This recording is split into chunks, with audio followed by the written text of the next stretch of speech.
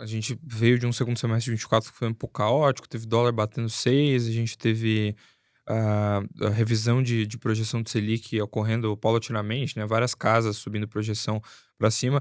E hoje quando a gente pega o Focus, né, que é o consenso ali do mercado, coloca que a gente vai ter juros de 2 dígitos pelo menos até 2028, né, que é o range que a gente tem dentro do relatório.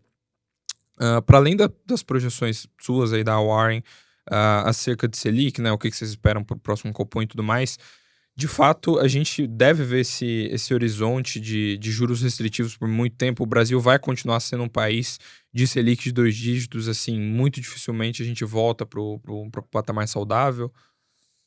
Esse é um problema grave no Brasil, que são juros muito altos, né? Você tem um juro real hoje, com a Selic em 13,25, uma inflação esperada, digamos, de 5%. Nós estamos falando de um juro real de mais de 8%.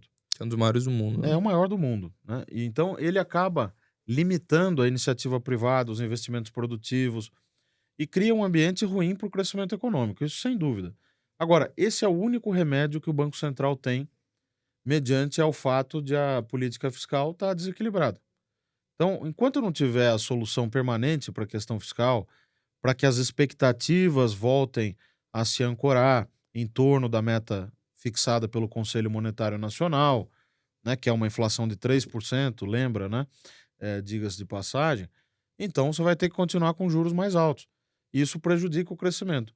O que eu acho é que a política monetária nesse momento já é bastante restritiva, porque 13,25% nominal, sem descontar a inflação, já é bem maior do que a chamada taxa neutra de juros, que é um cálculo que os economistas fazem para saber, acima desse nível, a política está contracionista e abaixo desse nível ela está estimulando o consumo, o investimento, o crédito. Essa taxa neutra é calculada em torno de 4,5% a 5%, em termos reais, né? Então nós estamos acima em termos reais, estamos com 8, 8,5%. A política monetária, portanto, já é contracionista há algum tempo já. E ainda vai subir mais a Selic. Provavelmente vai até 15%, para depois começar a cair.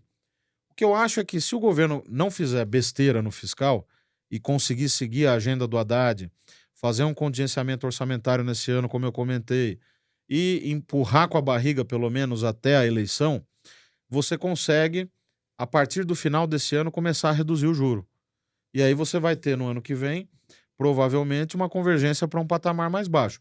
Agora, estruturalmente, para a gente ter um juro real mais baixo do que esse que está aí nos últimos anos, nós vamos precisar de uma responsabilidade fiscal maior. Nós vamos ter que ter a dívida diminuindo em relação ao PIB. E isso só vai acontecer quando você tiver uma política de geração de superávites primários de novo, o que vai demorar alguns anos.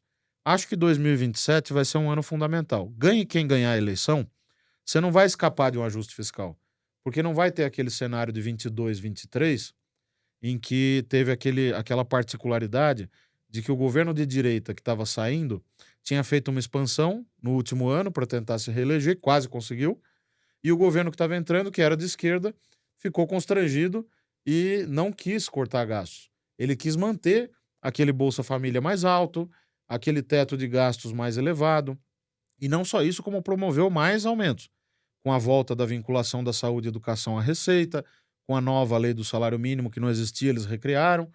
Então, isso não vai poder acontecer em 2027. O contexto vai ser diferente, os incentivos vão ser na direção de ter um ajuste.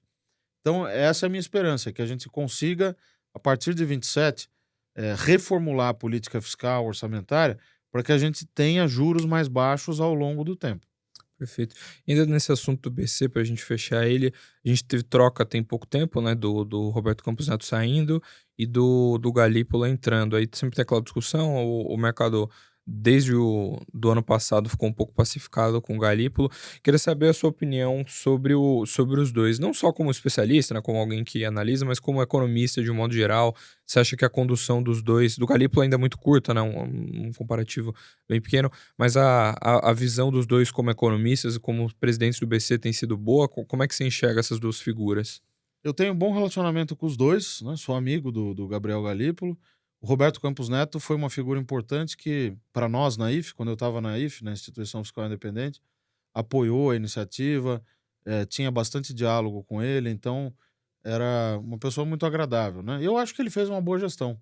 A despeito de toda a crítica que ele levou, principalmente recentemente, depois da eleição do governo Lula, ele conduziu o Banco Central tecnicamente. Você pode criticar por um episódio ou outro, mas é uma pessoa que tem uma experiência de mercado muito grande. Não é um acadêmico, alguém especializado num tema específico e tal, né?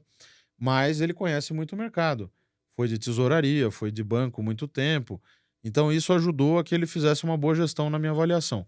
O Galípolo tem um outro perfil, mais plural, já trabalhou em governo, inclusive aqui no governo do estado, na área de PPPs e concessões, que é a área de origem dele, no governo Serra.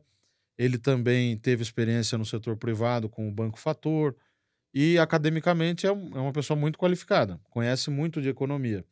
E ele tem uma vantagem também, que ele tem um bom traquejo e um bom jogo de cintura, o que às vezes é criticado, né? Porque o pessoal fala, ele é tão próximo do Lula que o Lula vai mandar no Banco Central.